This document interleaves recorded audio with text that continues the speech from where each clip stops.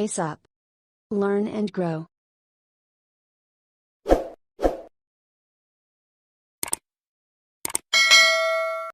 Hello friends, welcome to our channel Pace Up. आज हम देखने वाले हैं अपना नेक्स्ट टॉपिक, पार्ट 8 है ये। इसमें हम देखेंगे difference between curriculum and syllabus. अब वैसे तो ये दोनों ही नॉर्मल और बहुत रेगुलर यूज होने वाले वर्ड्स हैं। अगर आप किसी कॉलेज या स्कूल में पढ़ते हैं तो डेफिनेटली आप टीचर्स के मुंह से या नॉर्मल बातचीत में आप करिकुलम और सिलेबस का नाम जरूर सुनते होंगे, लेकिन लोगों को बहुत कंफ्यूजन रहता है कि एक्चुअली करिकुलम क्या है और सिलेबस क्या है। तो बहुत ही कुछ 7-8 पॉइंट में आपको बहुत अच्छे से समझ में आ जाएगा और आप इससे इलेबोरेट करके अपना आंसर भी लिख पाएंगे कि करिकुलम और सिलेबस में डिफरेंस कैसा होता है और क्या क्या होती हैं उसमें चीजें। तो वीडियो स्टार्ट करने के पहले अगर आपने चैनल को सब्सक्राइब नहीं किया तो सब्सक्राइब कर लें, ताकि आगे आने वाले वीडियोस आपको हेल्प करते रहें आपके एग्जाम्स के लिए। तो चलिए स्टार्ट करते हैं एक जरा से एग्जाम्पल से, जिससे आपको फट समझ में आ जाएगा कि करिकुलम क्या है और सिलेबस क्या है। करिकुलम वो होता है, मान लीजिए एक बच्चा 6th क्लास में है, तो 6th क्लास में उसको पूरे साल भर, मतलब क्लास 6 जब स्टार्ट हो रही है तब से लेके लास्ट जब क्लास 6 खत्म होगी, जब भी उसके फरवरी मार्च में एग्जाम होंगे नेक्स्ट ईयर में, तब तक में उसके में क्या क्या होगा।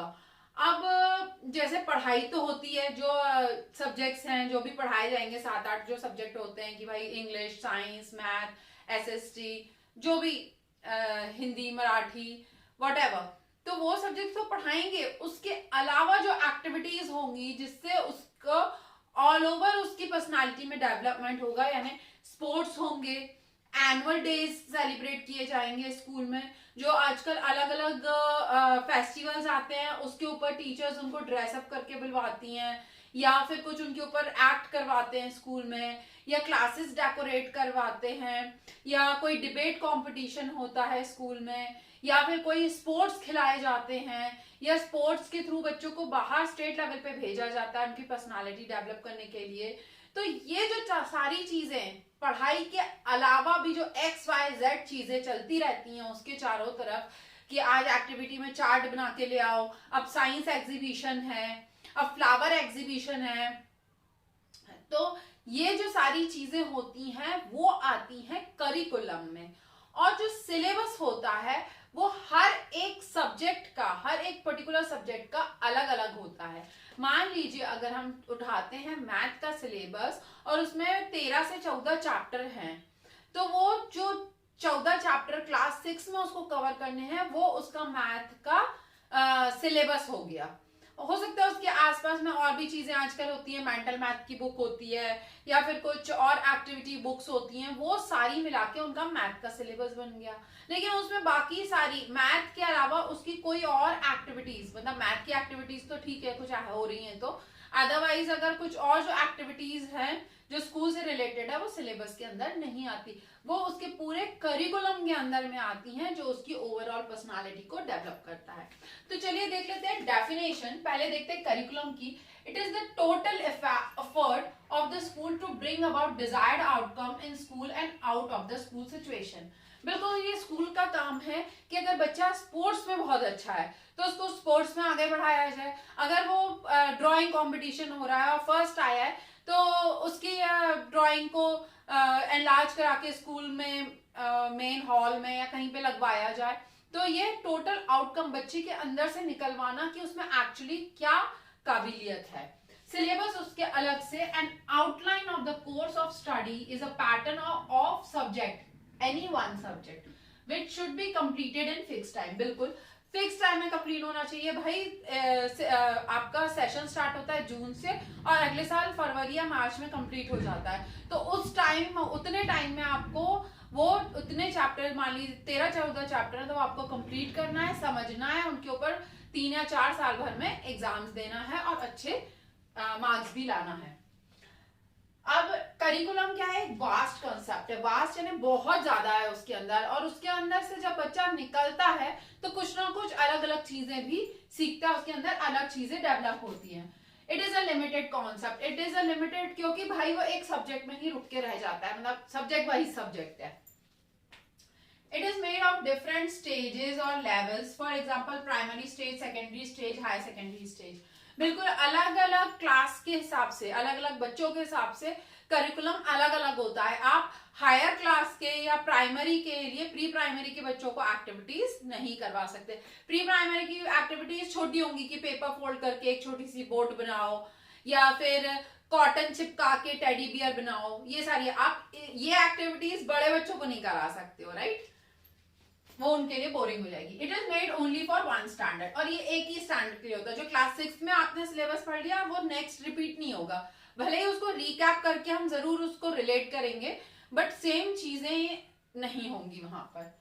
एक्सटेंड होगा, आगे बढ़ेगा. It includes only general objectives and various levels और स्टेजेस. इसमें सारे ऑब्जेक्टिव्स और अलग अलग लेवल्स होते हैं.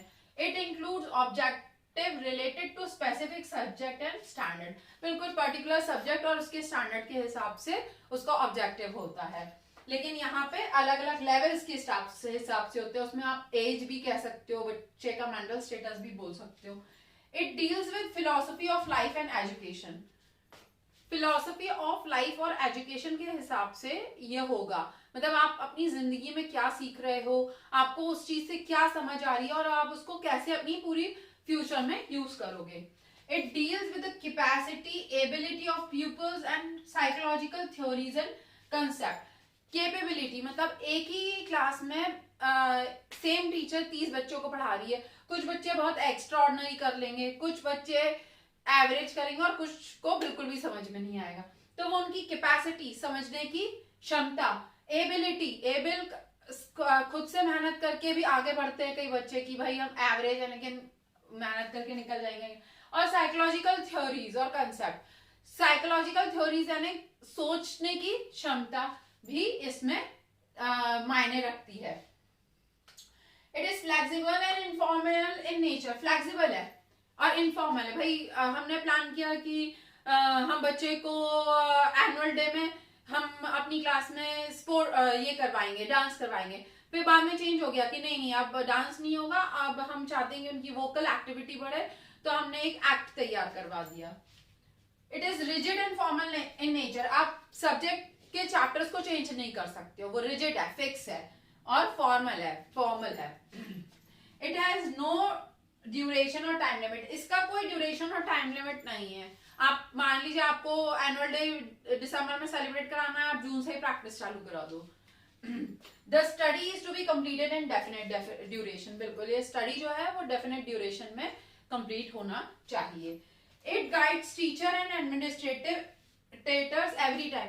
टीचर्स क्योंकि हर चीज में इन्वॉल्व होते हैं तो हर टाइम उनके सामने एक नए चैलेंजेस आते हैं. हर टाइप के बच्चे होते हैं, कोई बहुत ही पोलाइट होते हैं, कोई बहुत ही फर्म एंड नॉटी होते हैं. तो टीचर और एडमिनिस्ट्रेशन स्टाफ हर टाइम कुछ ना कुछ सीखता रहता है.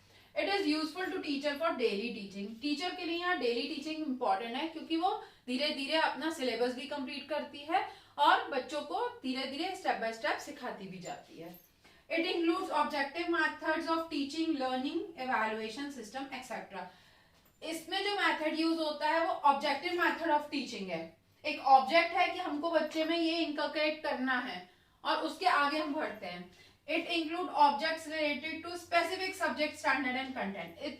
इसमें एक टीचर जो अगर मैथ की तो वो मैथ के ही सब्जेक्ट पे ध्यान देगी, उसी स्टैंडर्ड के हिसाब से पढ़ाएगी और वही कंटेंट यूज करेगी. लेकिन यहाँ ऐसा नहीं होगा. यहाँ इवैल्यूएशन सिस्टम नहीं है, टीचिंग लर्निंग इवैल्यूएशन सिस्टम नहीं है.